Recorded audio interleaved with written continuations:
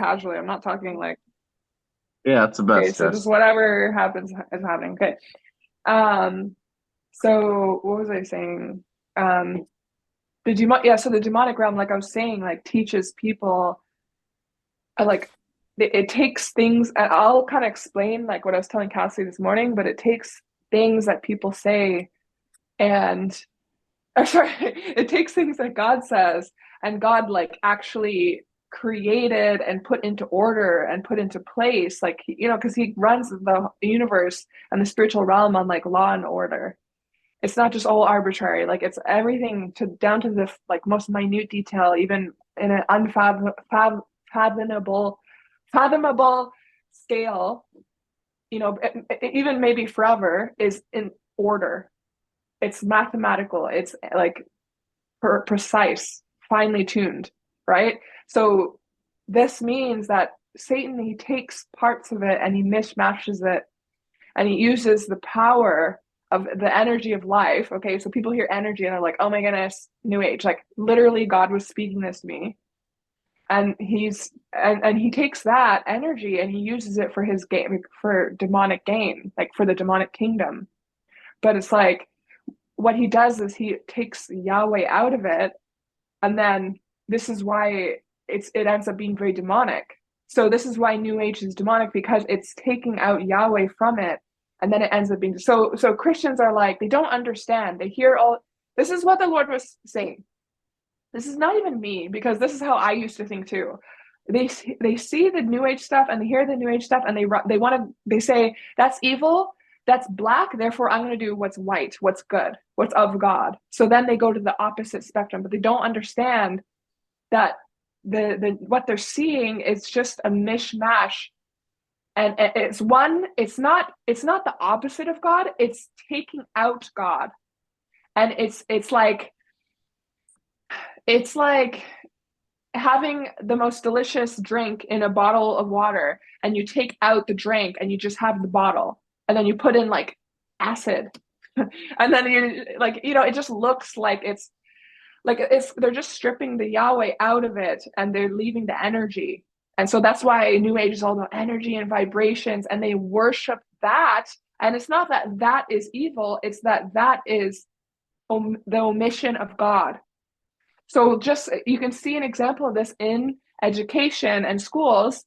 You they say we don't want Yahweh in the schools, we don't want prayer, we don't want all this stuff, but they still have the education there. And what's the result? You have them educating kids about ideologies that just don't matter, or like you're white and so you need to be guilty all the time 24/7. You're now the one who needs to be submissive to the black people, like to us, right?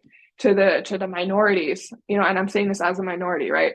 And so that's what happens when you take Yahweh out. It's not that education is inherently wrong. The fruit of it is wrong, but the education itself is fine. So it's in the same way. It's like I know this is God speaking to me because he shows me it first. Like first he shows me him in the Bible.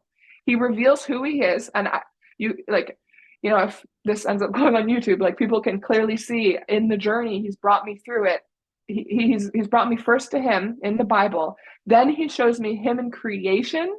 Then he shows me what it all means and the inner workings of it. And so he brings me to him first, and then he lays this all on me. And this stuff is like, yeah, it looks like sacred geometry. Okay, it really does. But the problem with sacred geometry again is that they worship the geometry as being the life of everything and the flow of everything, and therefore they come to wrong conclusions.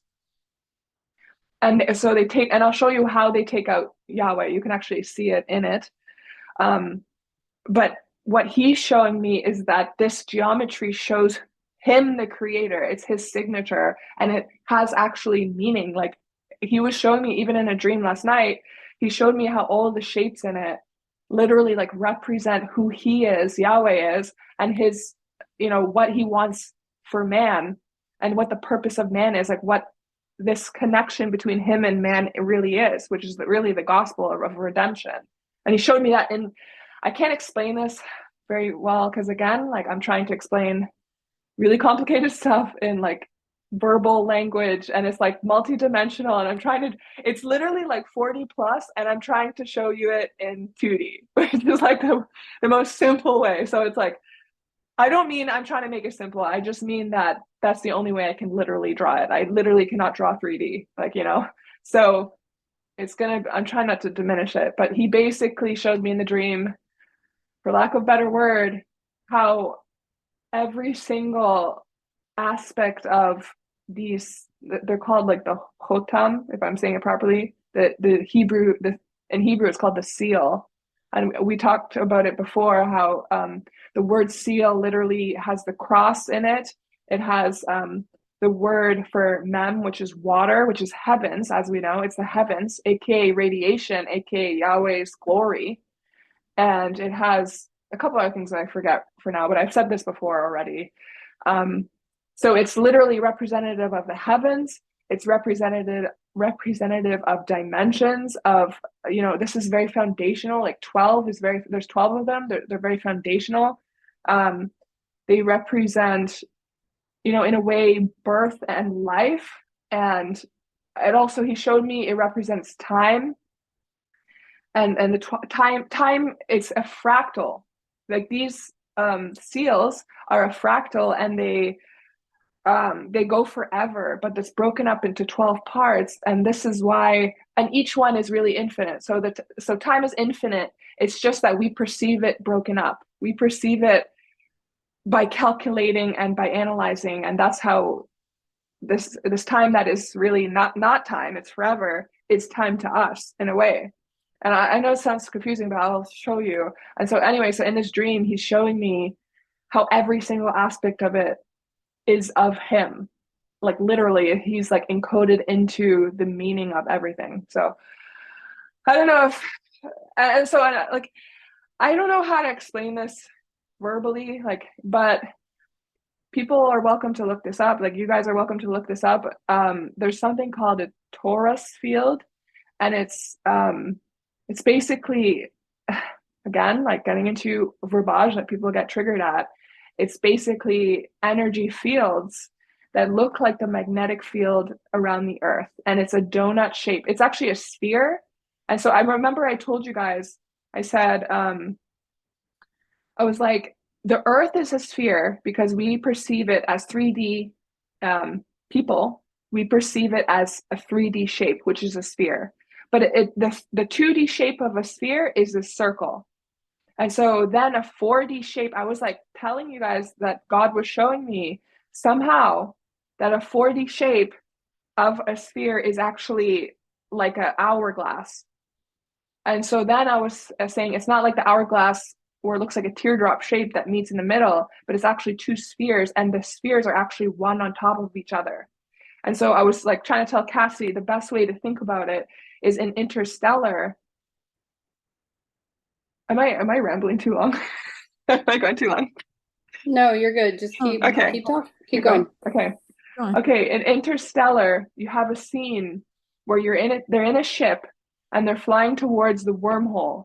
And the wormhole, so if you think about a wormhole, you think about it as a hole on a 2D piece of paper, right? And so you go into the hole and you fall down. Well, if you take, so a hole on a 2D piece of paper is a 2D circle. So if you take a 2D circle and you make it 3D, what shape is it?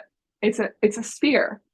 So that's why in the movie scene, they're going towards the wormhole, and the wormhole looks like a sphere. And so what happens is they go into the wormhole, they actually orbit, and it's just like orbiting a planet. You orbit it and then you start to fall towards it. And that would be akin to saying going into the hole, and then they come out of the other side. So a wormhole, remember, is like one, just think about the sphere being a door or a portal on one place, and then like bajillion light years away, there's another door, which is another sphere in that area. Okay. And this huge distance is literally nothing, because it like transports you from one place to another. So you go in, and what happens when you come out and you look backwards? What would you see? You would see another hole. And so to the human mind, it just seems like two spheres on either side, but it really, in reality, because they're they're right on top of each other, because when you go in one, you come out the other. Like, that's the immediate action. It would be akin to saying an hourglass, because there's two sides, but it's on top of each other. So that is the best way to describe something that's a higher dimension to a 3D person. And so that is what he was showing me, is the four-dimensional circle. But the difference is, the reason why I kept saying it's like a tesseract is because a tesseract is like a cube, except imagine every single side of the cube, every flat side, every square is actually another cube. So it's like a cube made up of a bunch of cubes.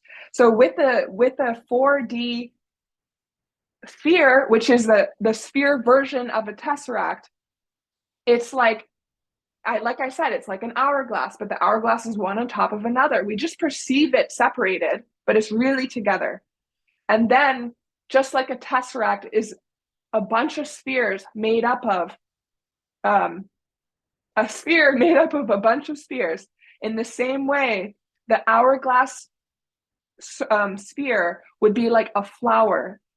It's like a flower. It's like I was saying with the photo app, you got all it splayed out into a flower, all these spheres.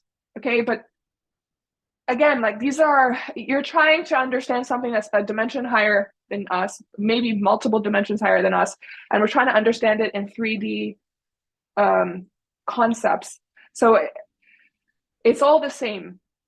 And another way to understand it, before I show you what I did, what the Lord had me do, another way to understand it is, I'm watching this guy. He's a Christian. He's talking about teleportation. Teleportation is literally astral projecting. People hear astral projecting and how Satanists astral project, and they freak out. But they don't understand, again, just like New Age, astral projecting is just simply the term for traveling in the spiritual realm. And so when you're not a Christian and you travel in the spiritual realm, the reason why it's bad is because you're susceptible to everyone in the spiritual realm. And so if you're an atheist and you're rejecting God, or you're a Satanist and you're rejecting God, and you're going into the spiritual realm, you're not going to be seeing God there. You're going to be seeing demons and spirits who might pretend to be good, but whatever, they're all not of God. If you're a Christian and you're surrounded by God's glorious light, and you're sealed and protected by the Holy Spirit, and God calls you to astral project, like, you don't do it illegally. As God says, like, everything is by his design and by his will, that we submit to him as the king. So if he says, I want you to go, like, he does do this to some Christians, not often, because probably most Christians cannot handle this mentally or physically, but he will sometimes call people to go into somewhere and to, take down, altars, satanic altars, not physical altars, just spiritual altars that they put up in the spiritual to consecrate a region to Satan, or go in, or just whatever. Like, they'll do their missions. I've heard of guys who said they went in and they saw the angels chained up under the Euphrates or whatever, and that God called them to bind, like, or just bind their influence or something. I don't remember exactly. It was on Sid Roth. It was a Sid Roth, I think, yeah. And an example of this in the Bible, because people get all, like, freak out about the Bible stuff. Is it in the Bible? Even though this is all clearly in the Bible. But anyway, one example was, I was telling Kassi about that guy who, I don't remember who it was it Jeremiah or something? He said he went into the hole in the wall, and there's some hole in the wall, and he went into it, and he saw strange fire being burned to the Lord, and it was like desecrating Elijah. Okay, he was desecrating God's temple. They were desecrating God's temple in secret, and it was, like, I guess, underground or under it, in tunnel, I don't know where, like in some strange room, like locked away room. And basically God was saying, see how they push me away from my, like, his place, his rightful place, right? And so I've heard of people who did studies on this, and they're saying they believe he was actually going in the spirit. He was not actually physically going there. This is why he's able to go into like the deep recesses of or wherever they were doing it behind the scenes, right? And so anyway, point is, why did I start talking about astral projection? Oh, so this guy was talking. So anyway, so he's talking about teleporting, which is astral projection or traveling in the spiritual realm. He said he was talking about Ezekiel's wheel, and it's very interesting because he's talking about it from his perspective about how it like when it turns, it's almost like a spiral. And he was saying it's like DNA.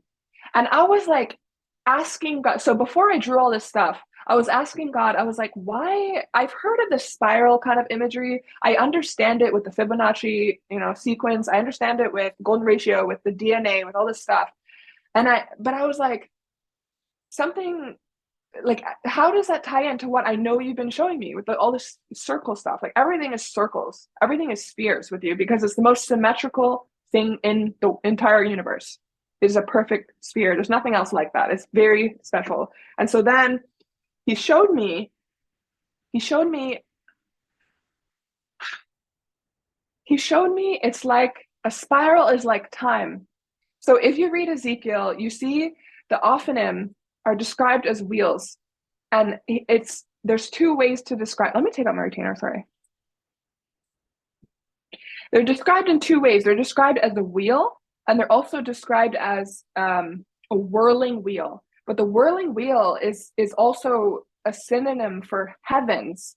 So that's why we did that whole study on how the throne of God is like the Mazzaroth, right? And so the Ophanim and the cherubim are like the actual Mazzaroth. They're like a conceptual version in a being. And so then it's like he was showing me that when the wheels turn in the language in Hebrew, it's like insinuating the dust. It's like the wheels of a chariot, and when they ride along the dust of the earth, the dust is kicked up and there's chaff blown everywhere, and that's the wicked being blown away.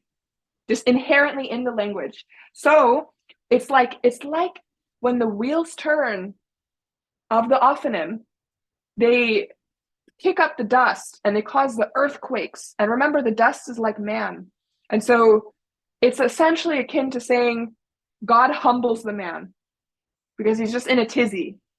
And so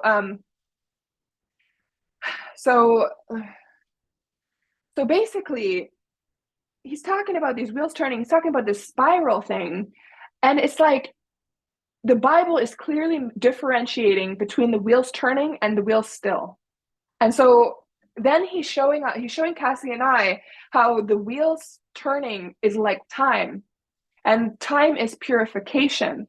And God's chariot throne is also a mirror of the altar, which I talked about in my live video. It's a mirror of the altar where you have the four horns, and inside you have the burning coals, which are also a word for tiles. And like it says in Ezekiel, the platform where God's throne sit is like a tiled looking thing. That also John Fenn talked about that. He said it looked like tiles, but it's otherworldly tiles. And I actually think the tiles are like this, which I'll show you in a second. But so then you can understand that time is like purification.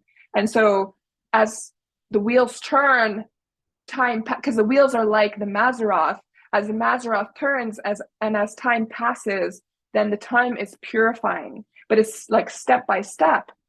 So that's kind of what McKenna was talking about when you have the mikvah. And again, you get the water imagery, and the water is also a mirror and a synonym of the heavens because it's also a mirror and a synonym of radiation. And then you got these hotam, which are have the letter of water, and so it's basically showing and the cross, right? It's showing the gospel and the water. And I gotta find actually what else they equal. Like it's because I want to say it actually in here. Hold on to like 10 seconds.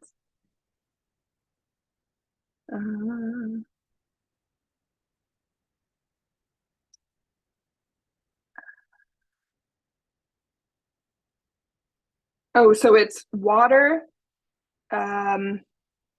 It's 8. Oh, right. So then I'll talk about 8. I'm sure Kassi will want to say something too, but 8 equals the Mazzaroth that he showed us. And he showed it's really important. The 8, it means something really specific to us. And I know you guys like got to hear this, okay? So it's really cool. So remember Hotam, which is seal, if I'm saying that properly, sorry, or improperly. So it equals water, which is the heavens. And also God's Yahweh's Shekinah glory. It equals 8, which is the Mazzaroth. It equals Vav, which is the nail. So the gospel, and the cross, which is Tav. So you got like it's literally like gospel heavens, time, purification. And so then I'm like understanding, why the spiral. So basically the spiral is like time. So if you think about DNA is actually multidimensional, more than 3D. And it's like, as one of the aspects of it is that as time passes, it actually changes.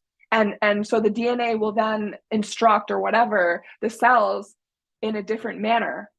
And like as time passes. And so this is like, you get that spiral imagery there. And then with these ophanim, these wheels, these seals, chotam or whatever, as they turn, you get the spiral imagery, because a spiral is like, it's like the solar system. If you've seen imagery of the solar system and the planets orbiting around the sun, it looks like circles. Except the reality is that the sun is moving actually quite fast, like through the Milky Way. It's also orbiting the center of the Milky Way. And so what it actually looks like, if you press play, like imagine you're like the Sims, and the solar system is like upright, and it starts moving forward and everything's orbiting around it, and you sped it up. What does it look like? It actually looks like spirals. So yes, it's circles, but it's also spirals. I hope I'm making sense. Should I move on? I don't know if I'm sounding rambly. Yes, you're doing.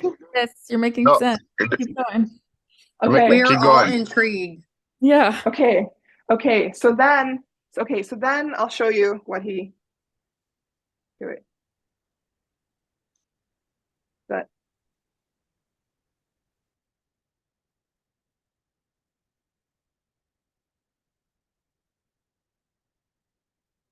okay. So then, oh great, it's going backwards.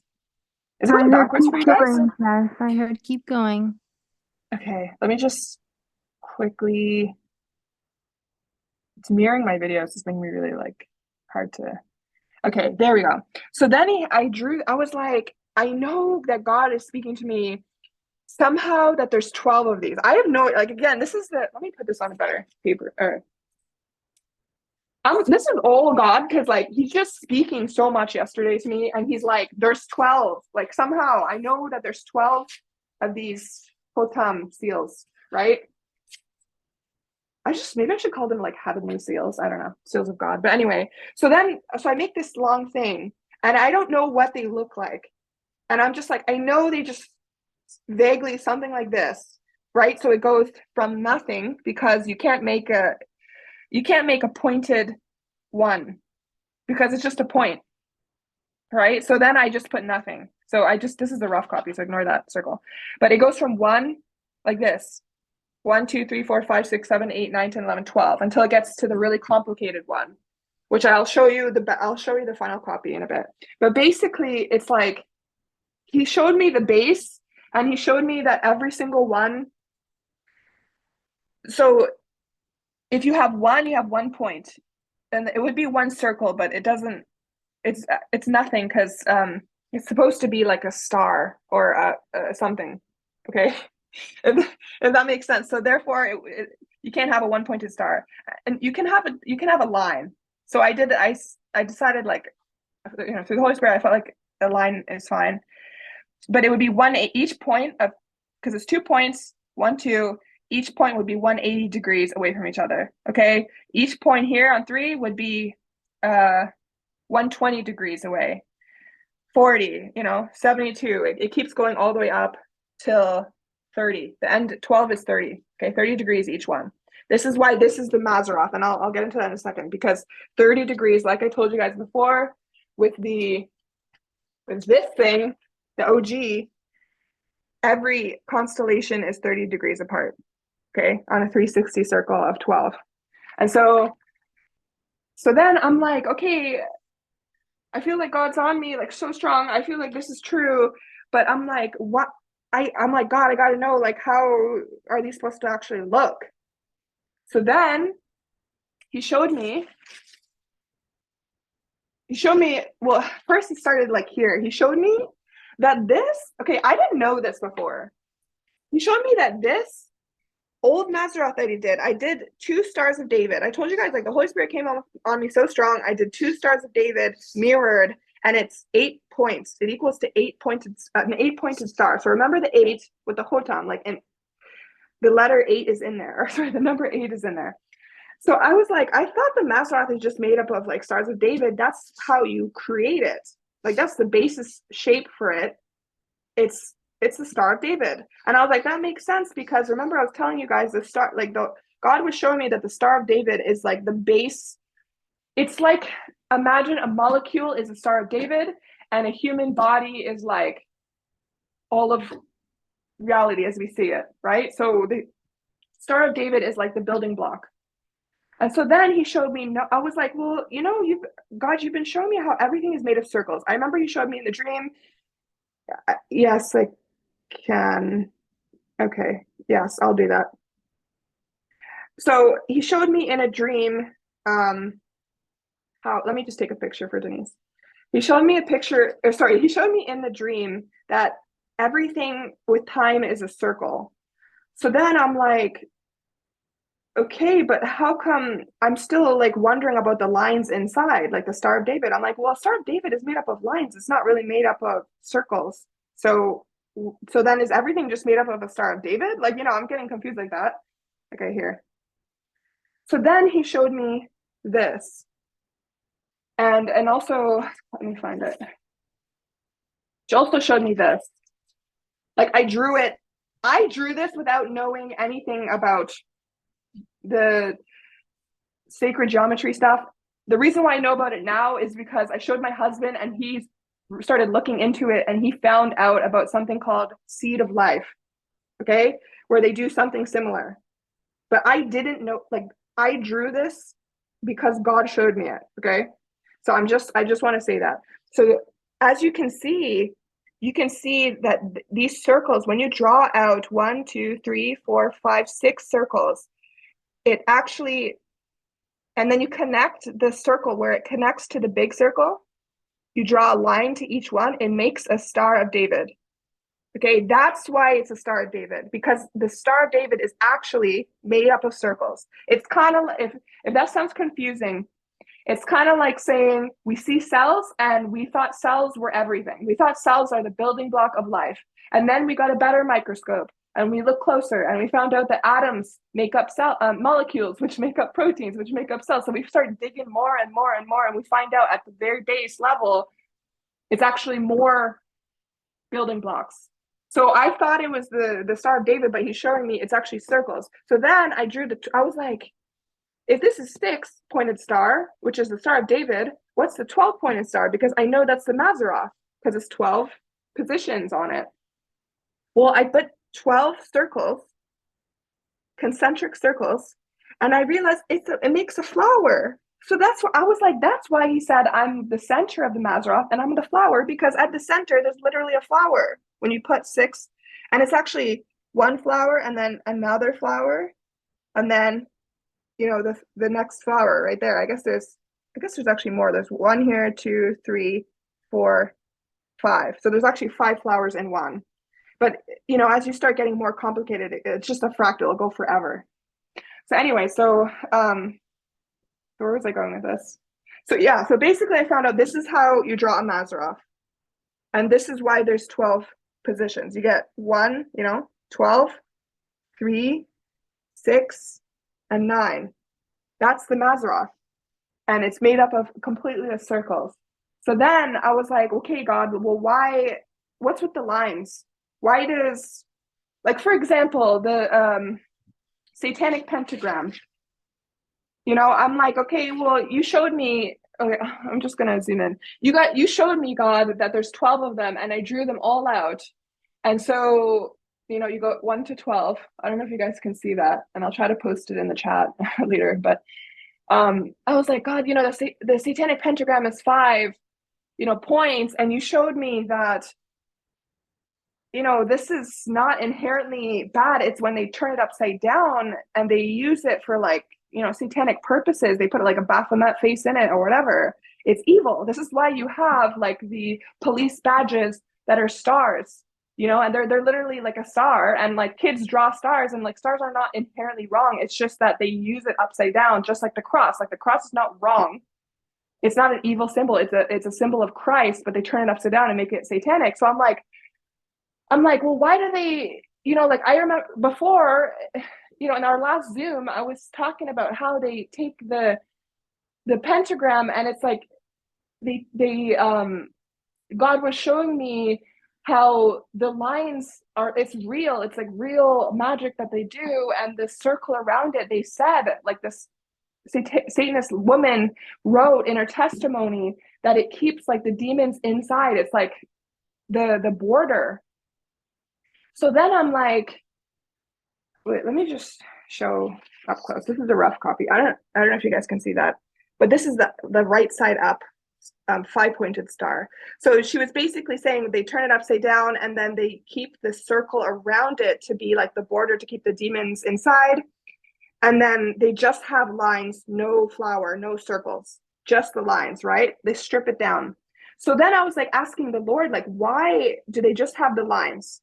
And then I was like nervous again, because I'm like, well, in my Mazarah, you showed me it's just the lines with the circle and the Star of David. So I was like, is it just the star that's wrong? Because then why would the star be on one of the 12 that I had to draw? And he showed me, let me just, I really hope I'm making sense. I feel like I'm all over the place.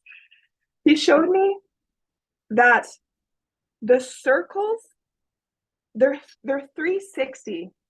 I told you guys that 360 is literally meaning Yahweh, because 300 is Shin, and 60, I don't remember if 60 equals 15.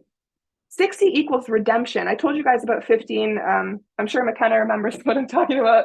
I told you guys it's like the perfect circle of redemption. Yeah, like 15, 15, 15, 15.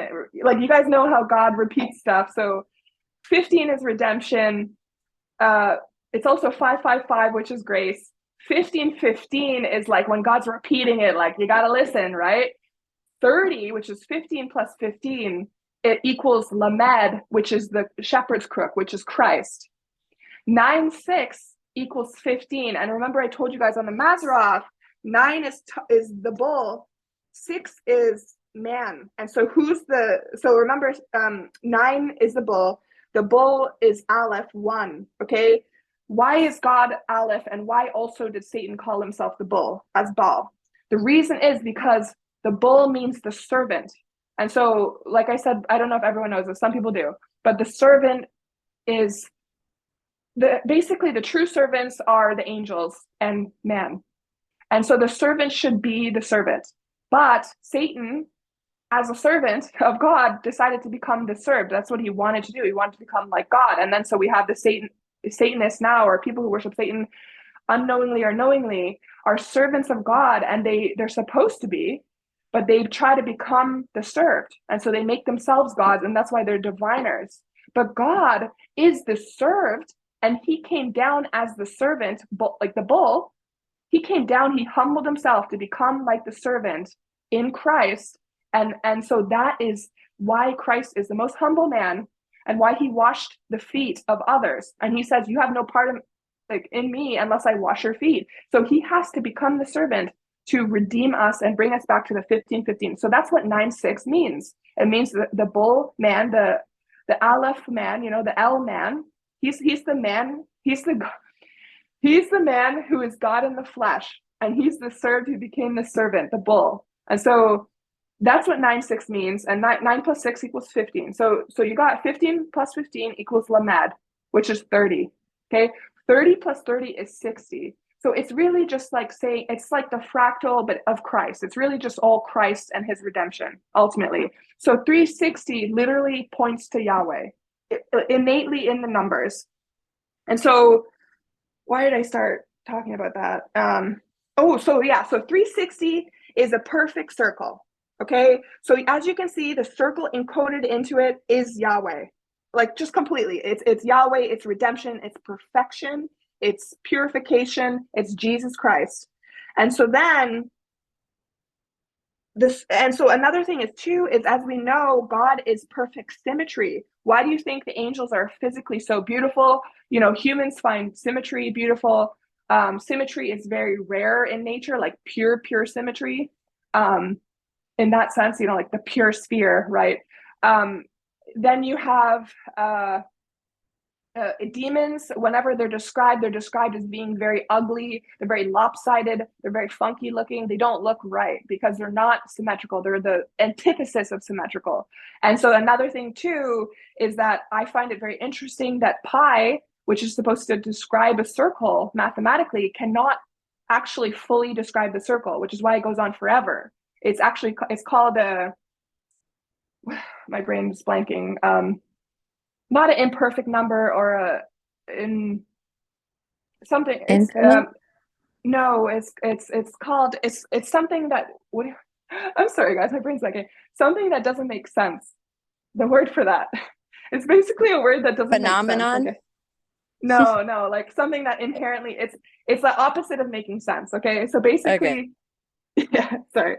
So it's basically a number that cannot describe the circle. It's supposed to describe the circle, but it cannot describe the circle perfectly. It's off mathematically. So I just thought it's like a perfect allegory for God, who we can perceive him in a glimpse, but we can never truly understand him. And that's mathematical. But anyway, so then you have this picture of a circle, like I told you, which is also a sphere, which is also an hourglass. And an hourglass flower. And then you have a circle within a circle, right? And there's just 12 of them. So it's like a foundational circle. It's like an echo of a circle, and it forms a flower. And so then I'm thinking about Ezekiel, where he's like, I saw a wheel within a wheel. And if you think about it, you know, I'm sure there's not a lot of things that turn and also are circular. So the best way he's going to be describing it is really a wheel, right? And so it is, in a way, it's like a wheel within a wheel. And so he's showing me, well, how can I show you guys this? My baby's sleeping, so it's hard to show you guys. I wanted to show you what I showed Kassi with the, hold on.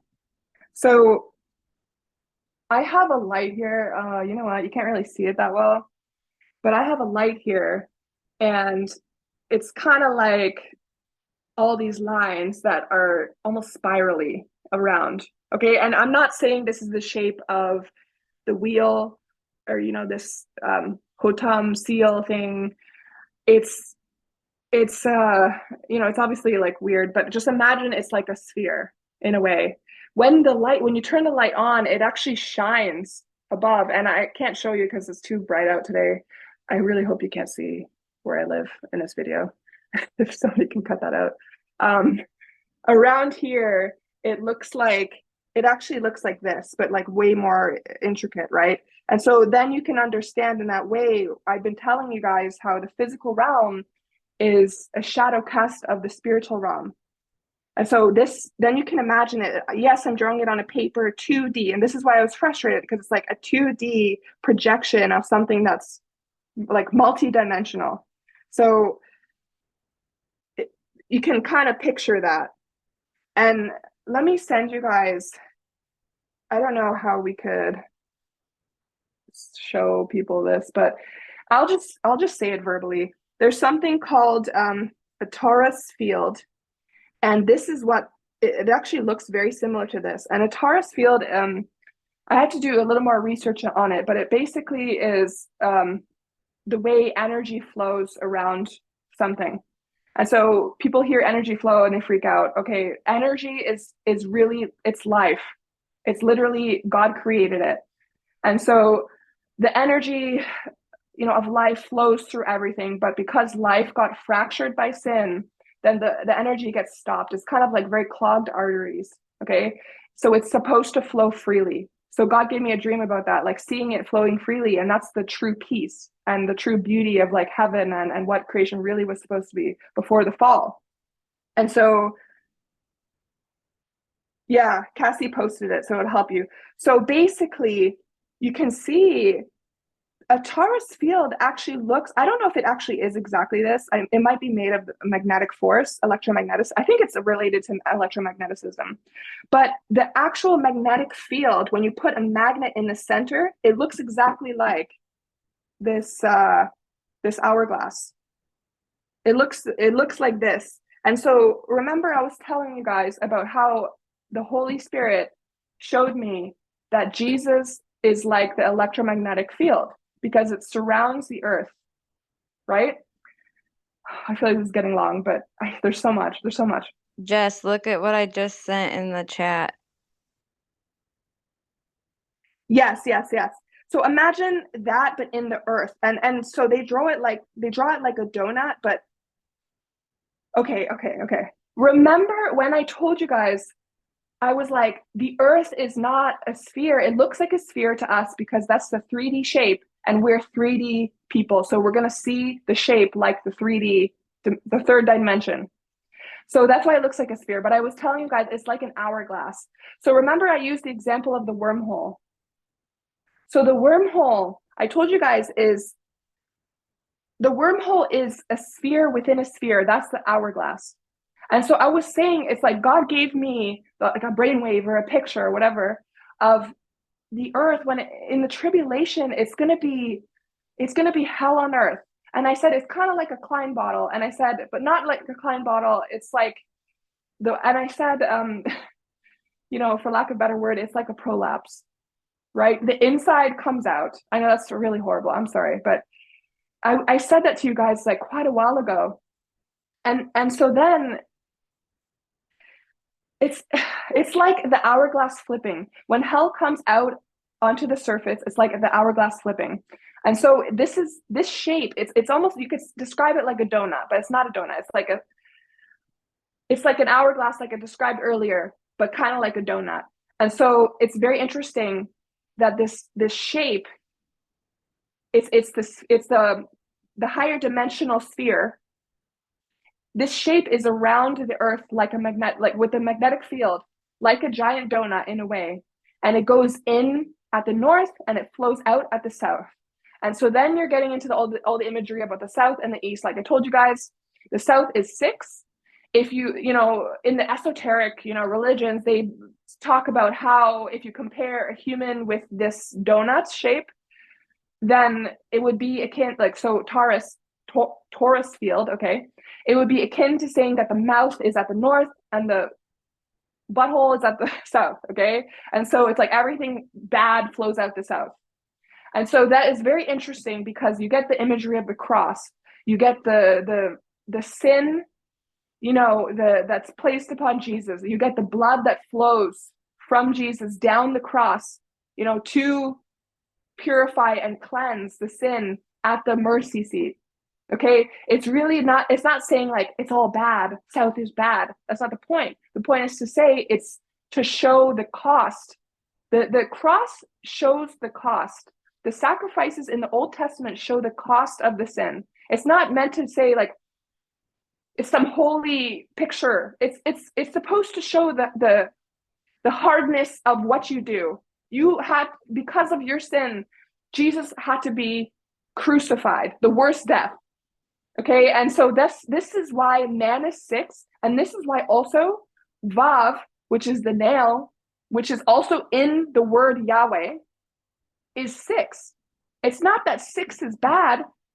It's that 6 represents the man and the man's foolishness and the man's shortcoming. And so in the same way, that's the picture of the south. And it's very interesting. So you got that. And it looks like the Mazarov from the top. Okay. And so then, I'm talking about, this energy field, this torus field, where the energy flows in this manner that looks like the Mazarov. You have the picture of the electromagnetism and the magnetic field around the earth, where this magnetic field around the earth is like an umbrella. This is why it's like Jesus. Okay. It's like the umbrella of the earth that protects from the radiation that would destroy everything. Okay. And so then I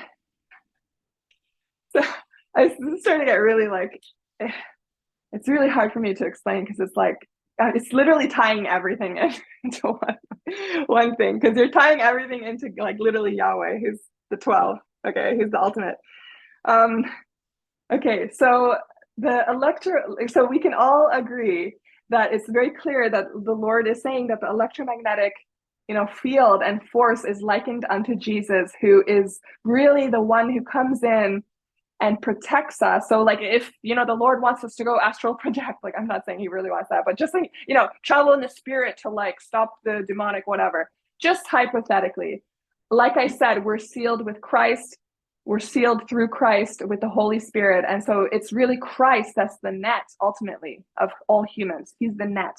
And so then when you have this idea of the electromagnetic field and this net imagery, this umbrella imagery, this shielding and protecting, and then you have this imagery of this circle fractal, who's Yahweh, who's 360, this beautiful 360 redemption Christ imagery. And it literally looks like the electromagnetic field, this magnetic field from the top. Like, how funny is it that you can then impute this understanding onto this, like what the meaning is. So that's what the Lord was showing me. So he showed me, it's like, this is why I was going on about talking about these seals that are almost like seals of protection. They're seals, they're doors. What do you do when you want to like keep something out? You close the door, right? You use your free will to close the door spiritually, or you physically close the door with your hand, right? If you want to open the door and travel from one place to another, and there is that picture of time there, you open the door spiritually or physically. And so this is why it's doors, this is why it's protection, but this is why it's of God, because it's also the picture of Christ and this magnetic field of this umbrella. And so then I'm like, okay, so the circle is inherently representing Yahweh. So if you can understand that, then you can understand. So this is the 12. This is the 12th totem, or what, seal, right? This is the 12 with the lines drawn on it. So then I'm like, what? So again, I'm coming back to the lines. What are the lines meaning? I broke it down here to make it simpler. Like, they're essentially like layered on. There's kind of like a star. There's 3 different main shapes that sprout and flower from the first one to the second one to the third one, kind of like cells. Okay. And so there's 3 different kind of shape themes that kind of flower out and gain more like petals or points or whatever as they go from 1 to 12. And so one of them is like a star. One of them is more like the Star of David that kind of fractally blooms. I'm trying to explain this well. And one of them is like just pure circles. It's the base for the whole thing is the circles. So again, I'm coming back to what are the lines there for, and why do, like, for example, why do Satanists use just the lines and there's no circles in it, right? They're using, let me go back to the 5-pointed one. So you got the 5-pointed one, there's no circles in there, and it's just the big circle and the star, okay, the lines. Well, okay. The reason why is because I just showed you guys the connection between God, Yahweh, and Christ, and the Holy Spirit in the circle. then you can also remember this woman I told you guys about. She was the Satanist, and they would so they made the circle with the pentagram on the floor, and they would all sit at the 5 points and then do their incantations. And she said a demon would come out, and she said the demon could not come out. So the demon was summoned through the will, okay? But I told you guys, this pentagram obviously had energy, so it was able to power this magic, okay, black magic, evil magic. She said when the demon came out, it was not able to go outside of the circle unless it was told to do it. As you can see in that example, you can see how the circle keeps it in. And so this is a testament inherently, just like the smelling like sulfur is a testament to being under God's purification for eternity. And the ugliness is a testament to being, booted out of God's kingdom. The not being able to go past the circle is a testament to me of God, Yahweh, being the greatest one of all. He's the most powerful, even the demons listen to him. And so why do they just have a pentagram and no circles inside? Because remember, the pentagram is made up of circles. That's how you draw a pentagram. It's the lines, the actual pentagram, the lines are not the actual thing. It's just a representation of what the circles mean. When you take the circles out of the pentagram, it's akin to saying, I'm taking Yahweh out and I'm just having the energy. Because remember, energy is not a seen thing. Energy is, when you have the electromagnetic field, remember that's like Christ, it basically channels energy through it. Like, that is science. Okay, I'm not just making that up. The atoms go through the magnetic field, and it literally, like, if it has enough velocity, it starts torquing. Like, it literally spirals. So you get the spiral imagery again. And so the magnetic field keeps the matter in the spot it's supposed to be. So that's why God is talking about wind tunnels to Mandy. So as you can see, the picture of the circle and of the Mazzaroth and of the 360, this imagery is that it protects, it shelters, it keeps in his creation into where he desires it to be. And this is also the electromagnetic field, which also does the same to matter. And so then when you have a pentagram and you take out the circles, you're basically taking that off, and you're using the energy for your own gain, for your own evil. But here's the thing, is if you take Yahweh out, what did I say at the beginning? You take Yahweh out, you get the demonic. You don't get Yahweh, right? And that's what they want. So it's like the energy is the lines. The energy represents what the circles are putting in.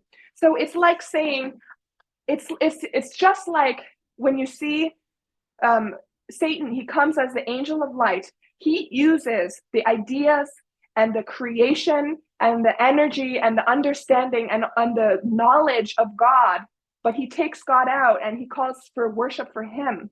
And this is what it means when God says to men, like, those of you who are men who worship creation, like, I will hand you over to your own heart, and you become like a 666, a man who loves himself. And this is why you have all the issues, like, the beast system and men who have the reprobate mind. And so that, I hope I'm making sense, but that is literally what he showed me about each seal.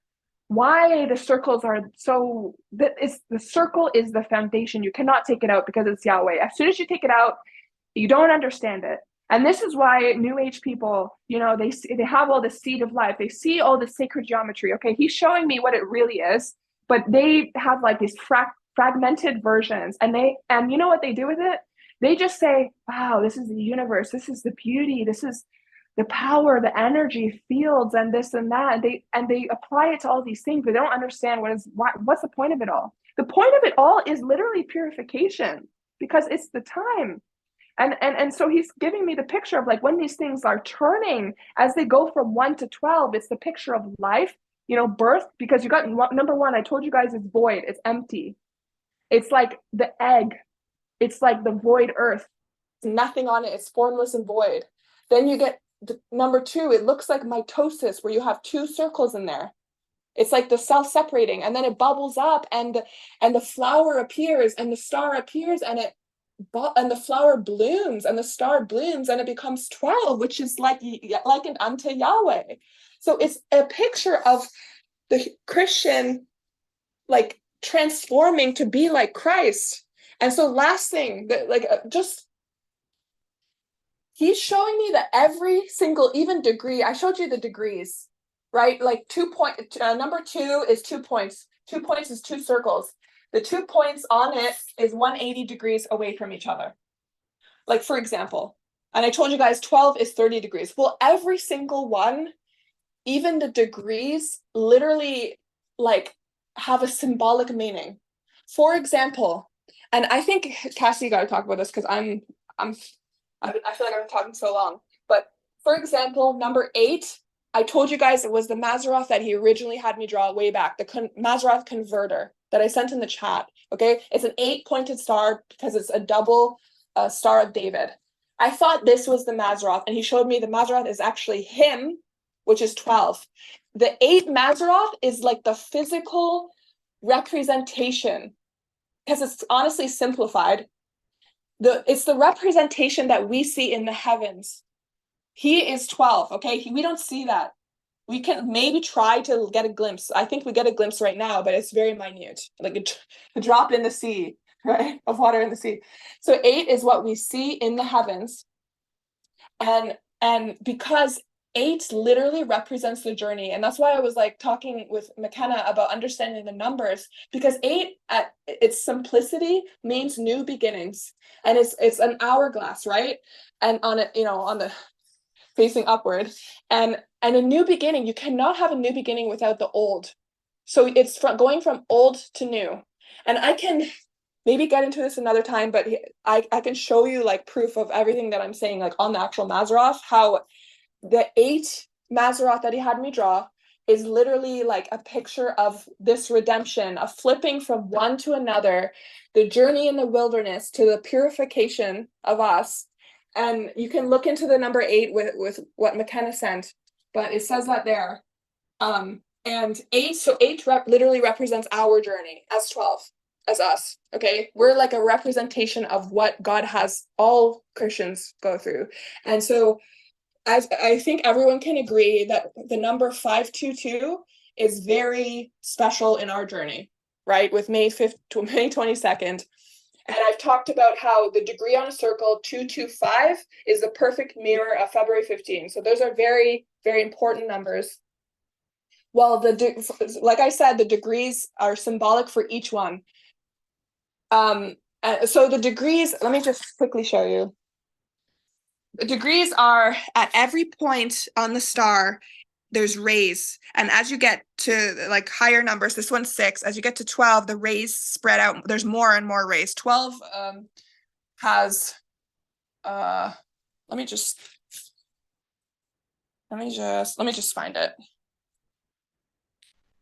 So as you can see, there's like a bajillion rays for each one.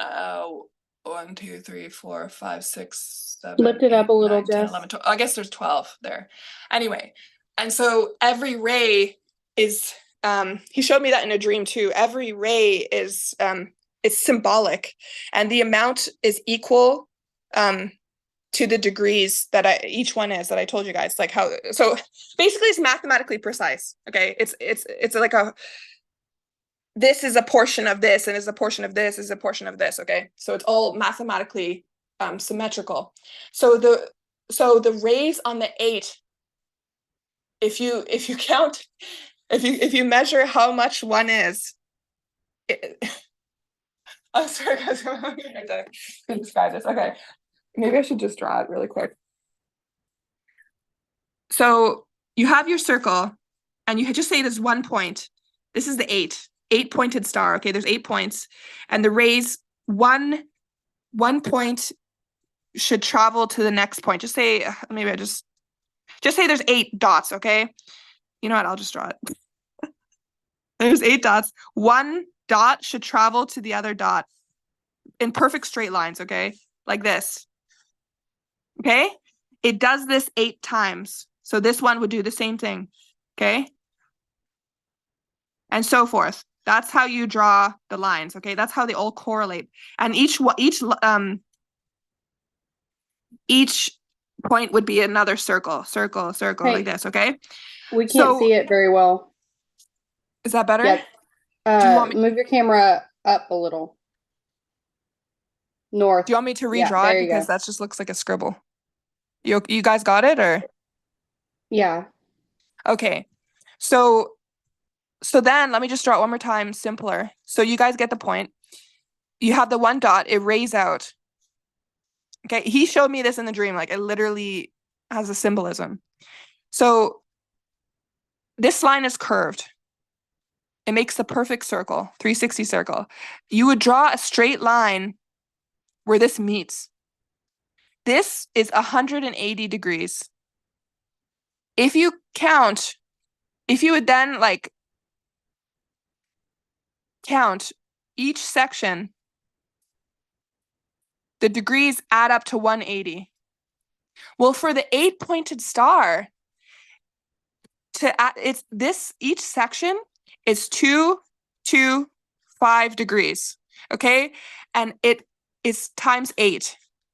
And that equals 180. And so literally like God was showing us, Kassi and I, that this 8 Maseroth, this one, is our journey as 12, like that he's taken us through 1 year. And so this is the purification, the mikvah that McKenna was talking about. Well, as we talked about, 225 is the equivalent to February 15. 225 is 3, which is the equivalent of 9. Well, and 6, right? And 12, which is literally Jubilee. Well, how crazy is it that 8, the 8th seal, is 225 degrees 8 times? That's the geometry that makes up the seal. Okay? The seal's here. The geometry that makes it up is literally made up of 225. I mean, I hope I'm making sense, but I think I've drove the phone off for home. I mean, That's amazing. it's crazy. That is proving that everything that we've experienced is literally of God. So, what do you guys think? I Amen. don't know. That's Have I made amazing. sense or? Yes, you made sense. That was amazing, Jess. There's so much more. Just that was amazing. Yeah, it makes me want to like cry because I'm like, you can be sure without a doubt that the blueprint of literally reality and creation is we're going through it. Like it's like embedded into creation and mathematics. It's not like, oh, our world in our little bubble, he's doing this thing. No, it's like everything he's doing in our lives is literally like mathematically perfect. Well, I know Andrew says that, but like it literally is geometrically perfect. It's just in everything. So we're following his blueprint. So it's crazy. It's mind-boggling, really. So amazing. I can't even find words. He literally so- just like continues to prove that it's him over and over in such huge ways like this. I know. And Mandy, I went on her channel today because I was like wanting to, bust out some debate and debating or whatever. But I saw her comments and I'm again reminded about all just the crap, because I don't read my comments because I know they're horrible probably. But I'm like, just the crap we've dealt with, like just from even May 22nd, that was really rough. And it's just like he's showing literally how this proves it. Yeah, How this proves this everything. is amazing. Yeah, and remember 9. 9 is the fruit of the spirit. Remember I told you guys that the ninth seal represents the 7th seal, and the 7th seal is God being silent and then rapture. And so then you would see that the 9th seal is really representing when I say seal, sorry, I meant hotam. The hotam represents the seventh revelation seal, where God's silent, and then there's rapture, and so that represents the ninth seal, which represents right now. So I literally think like the ninth and eighth seal is a picture of God like removing the chaff from the grain, right? Because what he does is he confuses people. Like this is what we were talking about earlier with certain people who left the group. He confused people and made them frustrated with his complexity, not because he wants to make them frustrated, because he wants to show who is really pursuing him and seeking, like despite the trouble. Who is putting aside? Because Yeah. frustration is a sign of the flesh. So who's walking in the spirit? So this is what 9 means. This is why 9 means the fruit of the spirit. And so how funny is it that the 9 literally is 522, because 5 plus 2 plus 2 equals 9. And 522 is Galatians 5:22, which is the fruit of the spirit. And so how crazy is it that 8 inherently in the geometry, in the degrees, is 225 again? It's like he's screaming at people through his creation, like this situation, like us, the example of, I think he's using us as the case study or the example for all these things.